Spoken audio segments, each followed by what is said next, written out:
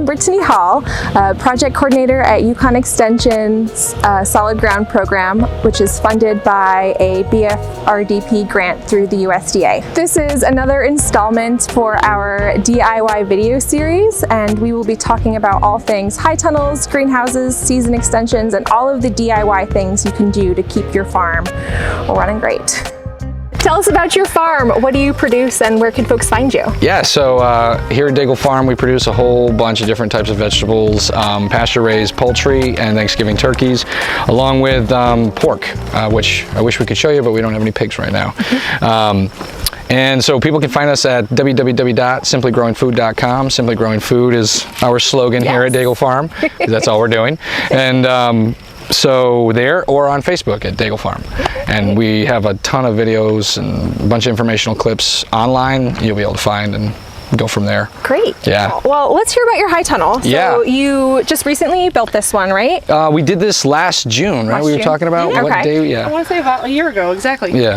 The funny thing about this frame is we actually had this framed house just sitting on the property in pieces. Okay. Same with that one over there. My dad likes to collect things, and over the years he collected a 120-foot greenhouse for whatever reason. When we needed a greenhouse, we built the one over there, and we've been using that. Last season we built this to kind of just expand our tomato production and cucumber production, and you know, it's 32 wide, about 12 at the peak, and then this one is 50, 40, 50, something in that range.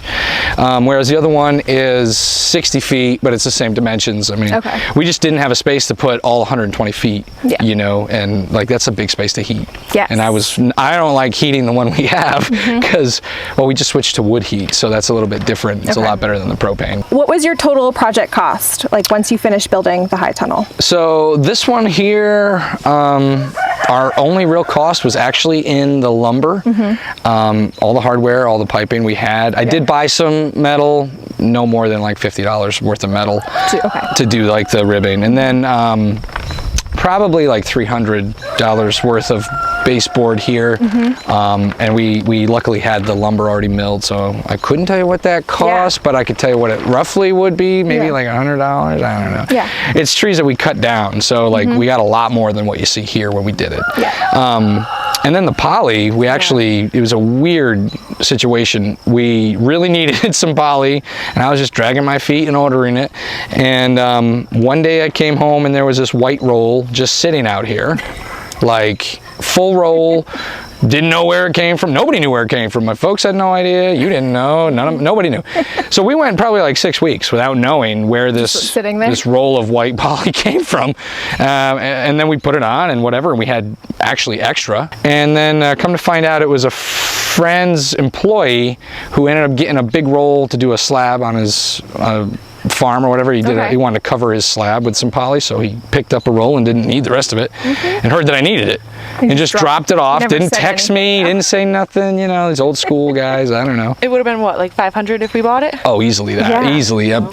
We got lucky on that. But the other one is clear, and we did purchase that. That's Sun Grow poly, and that was $850 with delivery. So how long do you think the project took for you to finish? We did the arches in a couple hours. We did the baseboards in a couple hours, probably maybe 12 hours. 12 hours, not all at once. 3 people? There's 3 of us doing it. 3 total, I would say. We had a bunch of friends come to help cover. But that took 5 minutes. This isn't finished. I'm going to modify this year. I want to fix this whole wall, put a solid door in. So we didn't utilize it much last year as a grow space. We grew some crops in it over the winter, like turnips, and we didn't irrigate it at all. Yeah, we didn't irrigate it. Yeah, we got some tomatoes in there, a small row of hot peppers and eggplant, and then cucumbers on the sides here. But and we got 2 empty rows because I picked carrots out of there the other day. We planted carrots over the winter and overwintered them in here, and that seemed to do pretty good. And so what we learned with the last house is that we needed this box beam at the ridge here, and these vertical uprights, because it just the natural arch here does not create enough support, obviously, for snow load and ice and things like that. And, we learned that with the other house when we built that the first time. So we put in a box beam and ridge and vertical bracing on this one, and we haven't had any issues. the base isn't off the property and the uprights are not wood off the property, but the box frame is lumber we milled. Okay. And so are the uprights on either end of the house here. Okay. And did you have to get any of the poles manufactured for this one? Actually, yeah, some of them we had to make. We have a buddy with a machine shop up the street, so we had to basically just copy this flattened end. Yes. So I bought some pipe at the store and we pressed them in this big metal. Yes. You know what I'm talking. Okay, so yeah, and then we got them up there, and here we are. Okay, great. So you kind of had experience building that other one, and you knew coming into this what you were going to have to do differently. Yeah, for sure. Yeah. Yeah, that one over there has 10 feet between the arches. Okay. That's a bit much. Yeah.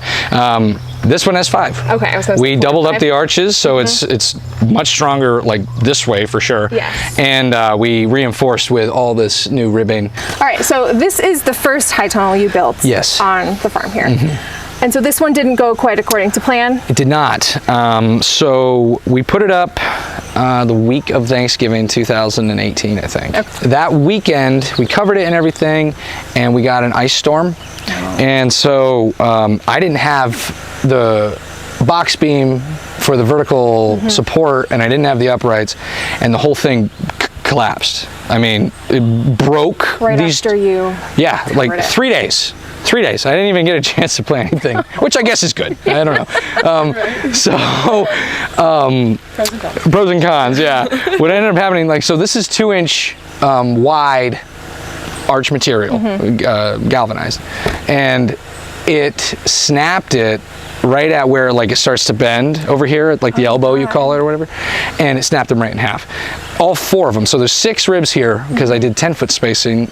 Not my best decision, but it's still working.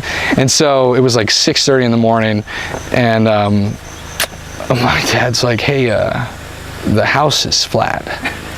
And I'm like, "What?" He's like, "Yeah, the house is." It's on the ground. I'm like, no. It was on the ground. And I was like blown away.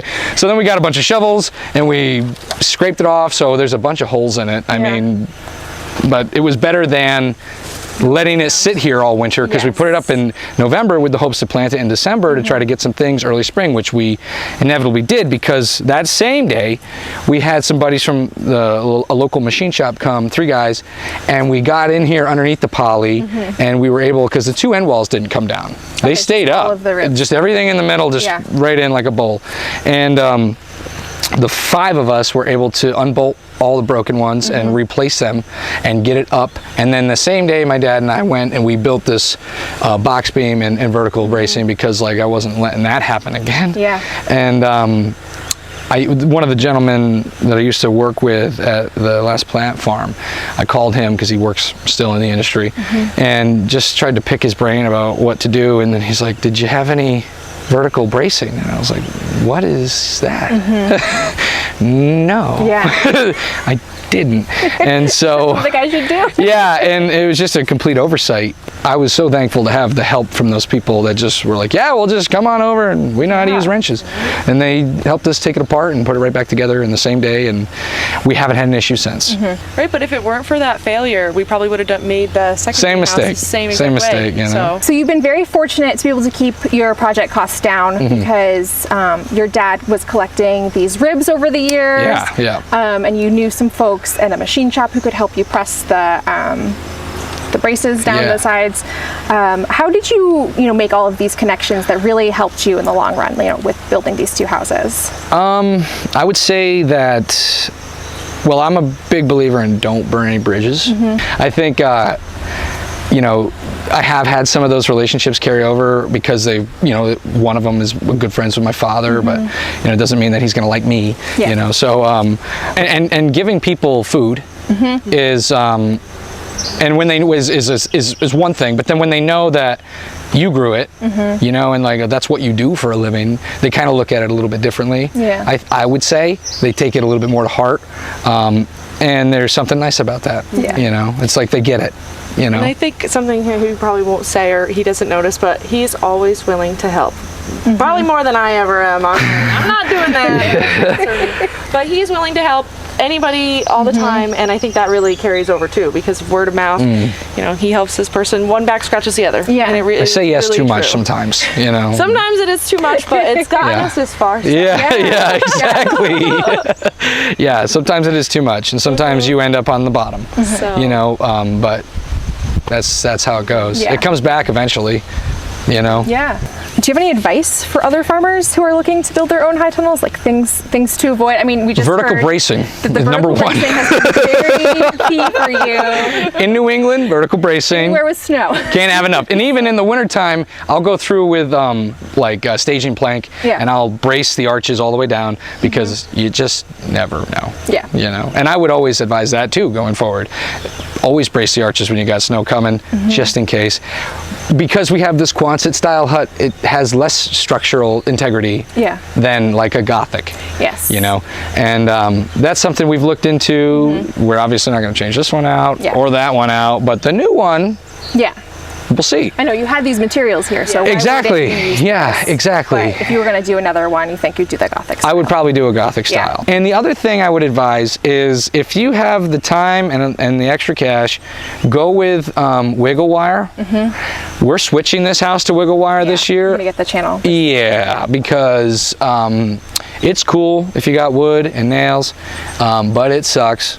So we've had this greenhouse for a couple years now, but Yeah. we did just put the wood stove in it Okay, I last was year. gonna Yeah. ask. So you were heating with propane before? Yeah, like a top hat, they call Okay. them. And I would only do that if it was going to get really cold. Yeah. It's like a backup. Yeah, and it would take a propane tank a night, like a grill tank a night, and then it would also snuff itself out because Yeah. it's so contained. It's like it's a double-edged sword. You know, you have heat, but then you don't for a while. You don't ever know when it dies. Yeah. It's the middle of the night. So after doing that for a season or two, yeah, I was like, let's do something different. So you had the wood stove. And we for had the wood this stove past just winter? kicking. Yeah, we had it around here. It was in that old chicken barn there. I had to buy the stovepipe, which was astronomical for that wonderful 6-foot chimney. We heat everything else with wood. Oh, okay. So you've it kind already of made got it. sense. We had the lumber, not lumber, cordwood. Yeah. And, there's a lot more to be had. So very fortunate to have this. The new house we're putting in is going to have a pellet stove. From what I've read and the research I've done, I think that's going to kind of help us with the fire going out, because even this will go out. This Yeah. isn't the end all. I know, This isn't the Have cure all. fans, so- Yeah, it doesn't have like a blower in the stove. Oh, It's a okay. very old like cabin kind of stove. Yeah. We have another stove that's getting repaired now. It's much bigger. It does have a blower, and that'll be going in for You're putting this it in. winter. Okay. This kind of got us acquainted with the wood idea in a greenhouse, because it's a lot different. Yeah. It's a lot different. because you're coming out throughout the winter. Yeah, You gotta like all the time. Yeah. It's even more so, which is good. I mean, because then you're interacting with the crop more. You're Yeah. seeing more problems or benefits. Yes. Not always problems. Yeah, it was good. It was good to change it up, and I'm happy we did it. Yeah. Yeah. I would advise to any new farmer to try to find a better way to heat than petroleum Yeah. or gas or anything like that, because prices just keep going up, and it's really not sustainable. you're not going to be able to charge $10 for a head of broccoli because you had to pay for your heat. There's better options out there than propane. Yeah. Yeah. It just takes more time and labor, Yeah, but worth it. Definitely worth it. Yeah. Sure.